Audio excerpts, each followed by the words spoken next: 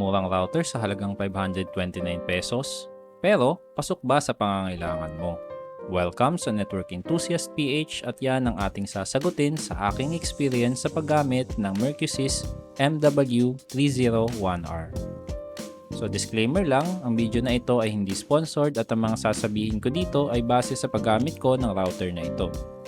So nabili ko ito online kasama ang delivery charge sa halagang 480 pesos na natanggap ko noong March 3, 2024. Naakit din ako sa price nito na napakamura kaya agad ko itong chinek out noon para ating masubukan.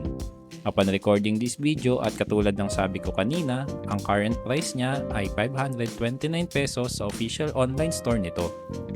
Pagdating sa physical appearance ng mismong unit ay maliit talaga ito at katulad ng minamarket nila, palm-sized family Wi-Fi.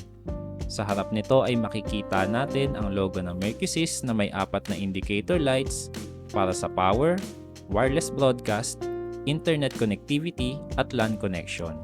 Lahat po ng indicator lights nito ay katulad ng sa mga bagong model ni TP-Link na non-blinking and nagbiblink lamang ito kung nagpapakita ito ng issue o problema. Sa bawat sides naman nito ay may parehong fixed antenna kaso hindi siya flexible.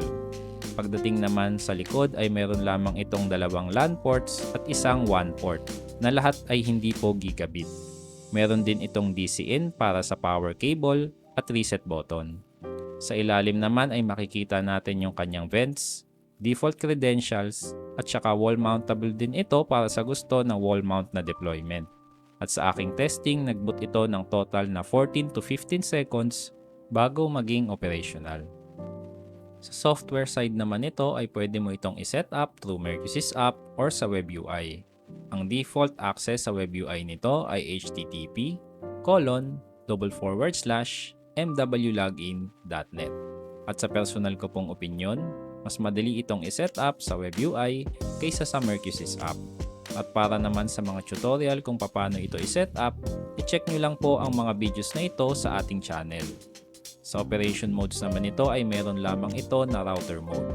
Sa mga features naman ay meron itong basic parental control, guest network, quality of service, at pwede ka ring mag-schedule ng reboot sa router na ito.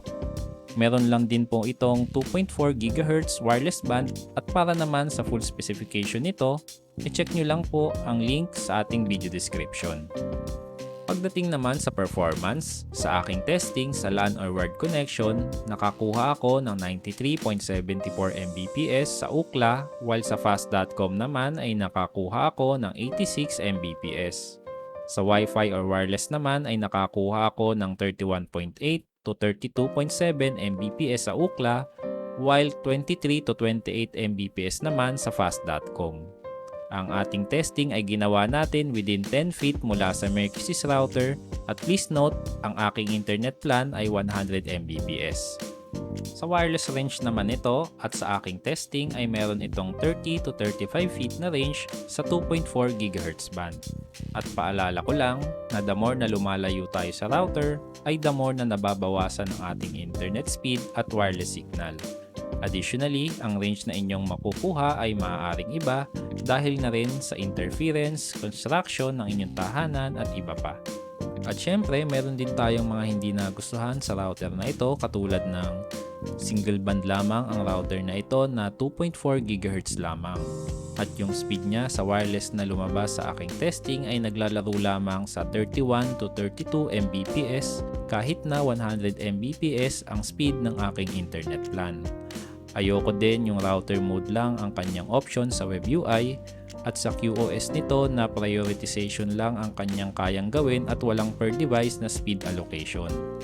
At sa price range nito makakabili ka na ng Tenda F3 na mas may stable na internet connectivity or kung features naman ang hanap mo at mas maraming operation modes, pwede kang bumili ng D-Link N300. Yung mga reviews naman sa Tenda F3 at D-Link N300 ay makikita din sa ating channel.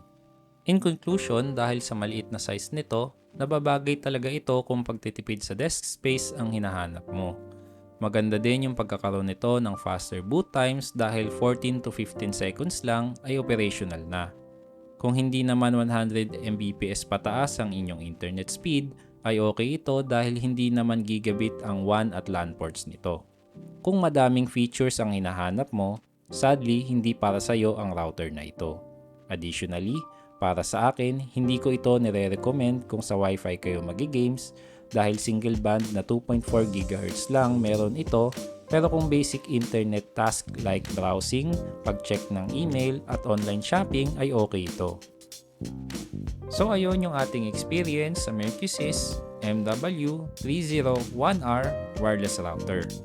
Pala, huwag niyong kalimutang mag-like at mag-subscribe at i-click yung bell icon dahil malaking tulong yon para masuportahan yung channel natin. Salamat sa panonood.